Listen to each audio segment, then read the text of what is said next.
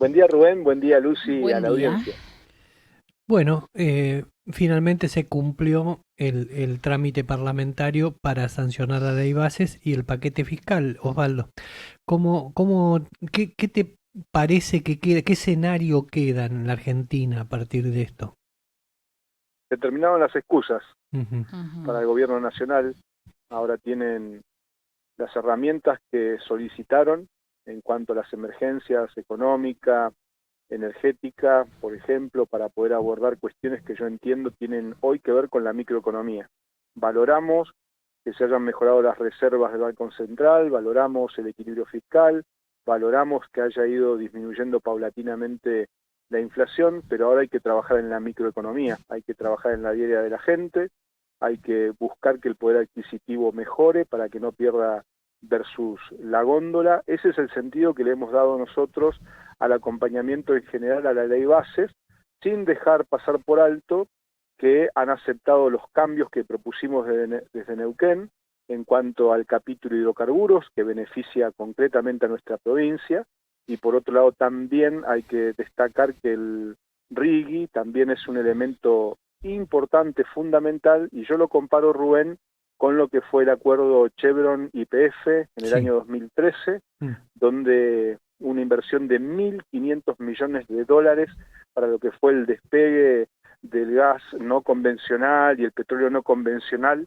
en una tarea conjunta que hicieron por aquellos años Cristina Fernández de Kirchner con Jorge Zapá, que gobernaba la provincia de Neuquén, generó mucha polémica, algo muy parecido. Ahora vos fijate, ¿no? Las contradicciones de la historia argentina, porque aquellos que hoy hablan mal del RIGI son aquellos que defendían, cuando eran oficialismo en el 2013, esa gran inversión con algo muy parecido. Decían que eran capitales norteamericanos que iban a venir a quedarse con Vaca Muerta, y Sí. lejos de eso, Vaca Muerta hoy es una realidad, y una parte muy importante fue aquella gran inversión que hizo esa empresa norteamericana. Sí, sean norteamericanos o no, inexorablemente las inversiones en vaca muerta van a venir de otros países. Acá en Argentina la capacidad de inversión es limitada, ¿no? Exactamente, bueno, eso creo que marca también, me parece a mí, un cambio de paradigma hacia adelante muy fuerte, porque justamente ahora queda expresado en una ley directamente, Rubén. Aquello fue Mm. un acto por ahí aislado e individual, que dio paso después igualmente, Mm. como decís vos, a que otras empresas, qué sé yo, la Noruega, este, Sí. que sabemos que tiene un gran desarrollo allí en lo que hace a ese país nórdico, que muchos lo muestran como un ejemplo, ¿no? Sí. Y también pasa, por ejemplo, con Shell, o pasa con la Total, o pasa Mm. con Exxon. Sí, Son con las empresas. compañías de Malasia también, ¿no? Exactamente, Mm. con lo cual creemos que esto abre una ventana muy, muy importante, Rubén. Nosotros lo comprobamos hace 20 días en Washington y en Houston, Mm. donde hay cientos y cientos de oleoductos, gasoductos, plantas de GNL que tienen salida al mar, por ejemplo, ahí en Houston, en el Golfo de México, donde hay barcos inmensos, metaneros, que cargan ese gas natural licuado y que lo llevan a otros países del mundo, generan divisas para Estados Unidos y también ganancias para cada uno de los estados. Algo parecido va a pasar a Neuquén. Obviamente no es de la noche a la mañana, esto es un proceso y no solamente contempla el gas y el petróleo, lo que hace al régimen de grandes inversiones, sino también a la agroindustria y a otros elementos de las economías regionales de distintos puntos del país, con lo cual eso lo vemos como positivo. Claro. Osvaldo, yo te escuchaba recién decir que bueno, que vengan medidas que acompañen al argentino en la góndola, ¿no? Pero la verdad que uno se pone a pensar las medidas que están tomando los distintos gobiernos y me remito en particular a lo que nos pasa en Neuquén ciudad, donde en estos últimos meses se han dado una serie de tasas y de incrementos que han afectado de una manera escandalosa al bolsillo de la gente, ¿no? Fotomulta hoy volvió a aumentar el estacionamiento medido, la boleta de CALF con dos ítems que uno no se sabe dónde va la plata y el otro es un doble pago que estamos haciendo. etcétera, etcétera. La verdad que el Estado no está haciendo nada para ayudar al contribuyente en el día a día. Yo creo, Lucy, y es muy buena tu reflexión y pregunta a la vez, los estados ha llegado la hora, tanto el municipal, provincial como nacional, que se pongan de acuerdo en una agenda común.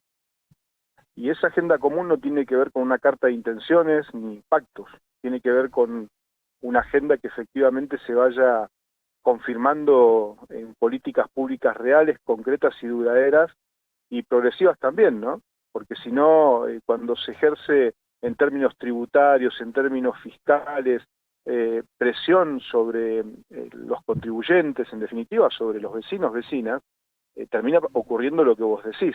Sí, paga el bolsillo del que labura. Entiendo que va por el lado, diputado, de ir terminando con esta política espasmódica, digamos que cuando necesito plata le meto un impuesto y le pongo que va a ser por un tiempito y después se queda toda la vida, ¿no? Pero que la Argentina ha ido haciendo desde el nivel nacional, provincial y municipal, sea el lugar que sea, la provincia que sea, el distrito que sea, se ha venido practicando en los últimos 40 años. Digamos, cuando ando bien en la economía, digamos, doy algunas ventajas, bajo algún impuesto, me adecuo. Y cuando anda mal el Estado, empiezo a manotear y a poner impuestos que por ahí no pensaba poner. Y esta política de ida y vuelta espasmódica. Me olvidé de la tasa vial. Coyuntural, claro. ¿Qué viene de ahí? O sea, vos te recortan un gas, te recortan un aporte y vos creás otro para compensarlo. Y sabemos todo que es coyuntural, digamos, queremos saber que sea coyuntural, pero otro lado, no sé si se va a dar así. Y del otro lado no vemos el esfuerzo que hace el Estado. Bueno, en definitiva nos preocupa esta circunstancia, diputado. Yo coincido con el razonamiento tanto tuyo, Rubén, como el de Lucy. Yo creo que hay que ir a un esquema de armonización. Hay que terminar con esta lógica de que cuando gobierna un sector de la política hay un festival de subsidios para todo, y cuando gobierna otro sector de la política hay ajuste y presión fiscal y tributaria sobre los contribuyentes. Yo creo que hay que buscar un camino que vaya por el medio. ¿Qué significa esto? Aquel sector que necesita de que el Estado tenga cierta presencia para poder equilibrar la vida social, estamos de acuerdo, totalmente justificado. Ahora, cuando llega el momento de recaudar, también sea en función de los servicios que se prestan. Sí. Entonces yo creo que allí es donde el ciudadano está esperando una señal de la clase política. La dio el año pasado, después nos puede gustar o no. El año pasado la sociedad, y me incluyo, a la clase política nos dio una clase de que el poder efectivamente está en el voto que ellos ejercen, eligiendo por sobre cualquier partido político personas y una lógica que de alguna manera nos permita generar un país serio. Entonces, voy a dar un solo ejemplo. Cuando vos hablas del subsidio a la zona fría, cuando hablas del fideicomiso que se generó, por ejemplo, para la tarifa de gas, es una cosa increíble, inaudita, que el fanatismo que tienen algunos con el poder central de una fracción política defiendan que se haya pasado de 700.000 usuarios que correspondían a la Patagonia y a la Puna, porque efectivamente nosotros somos zona fría, y se incorporara, por una cuestión absolutamente demagógica desde la política, 4,5 millones de usuarios, sumando provincia de Buenos Aires, Córdoba y Santa Fe, y alguna que otra provincia del norte que también se benefició, cuando allí hay zonas moderadas o cálidas. De repente empezó a hacer frío en todos lados. Claro. Exactamente, entonces esa consecuencia la estamos pagando hoy. Y esto es lo que yo creo que de alguna... ¿Cómo es posible, pregunto yo, ¿no?, que una fracción política que gobernó hasta el 10 de diciembre haya tenido una presidenta de la nación que veneran, que en el año 2013, muchachos, le guste o no le guste, le pese o no le pese, habilitó un contrato con cláusulas secretas, dando y otorgando facilidades impositivas, fiscales, en conjunto con la provincia de Neuquén, que dio origen al despegue de Vaca Muerta, y ahora nos quieras dar una clase de rigui? Entonces digo, no podés estar de un lado y del otro lado del mostrador a la vez. Por lo menos no con tanta facilidad. Osvaldo, ayer hablábamos acá con Rubén y nos preguntábamos si es posible, así como hay algunas cuestiones regionalizadas, si no se puede hacer lo mismo con ganancias, considerando que la Patagonia se opuso al retorno de este impuesto. Bueno, ahí hubo un error, Luz y Rubén, garrafal del Senado. Y tenemos senadores que en Neuquén, la verdad, han hecho un papel paupérrimo cuando trataron el tema de ganancias. A ver, el tema de ganancias acá no era por sí o por no en todo caso, cuando hubo una media sanción de diputados. A mí me tocó votarlo en contra en la primera sesión que tuvimos, donde hubo media sanción, y también lo voté en contra ayer. Pero al tener el voto positivo de la mayoría de los diputados y va al Senado, allí había posibilidades de introducir modificaciones. Por ejemplo, subir a un 22% el esquema, considerando la zona desfavorable de la Patagonia. Claro. ¿Sí? Lo que hicieron fue directamente eliminar el capítulo. No le dieron un tratamiento. Y luego empiezan con estas discusiones constitucionales. ¿Sabes cuál es la realidad? Que ayer la Cámara de Diputados estaba en condiciones de ese rechazado tomarlo como una modificación al texto original que había sancionado la Cámara de origen. Constitucionalmente es así, y hay fallos en la Corte Suprema de Justicia que por más que se vaya, van a dar lugar a lo que hizo la Cámara de origen ayer, que es la Cámara de Diputados. ¿Qué podrían haber hecho? Haber subido, por ejemplo, los pisos, pasar de 1.800.000 pesos para solteros o 2.200.000 pesos para familias, pasarlo quizás a 3 millones o a 3,5 millones, o por qué no también, como digo, incorporar ese esquema del 22% de zona desfavorable. Entonces creo que aquí hay que terminar de una vez por todas con la grieta.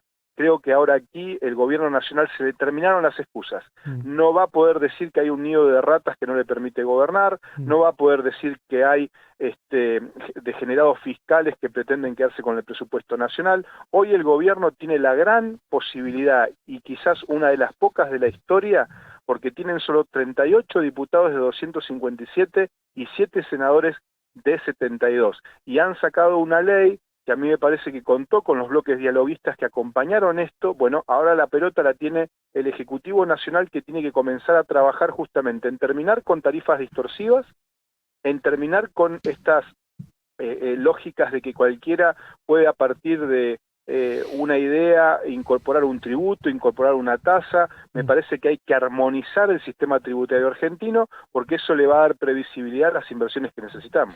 Muy bien, diputado, le agradezco mucho.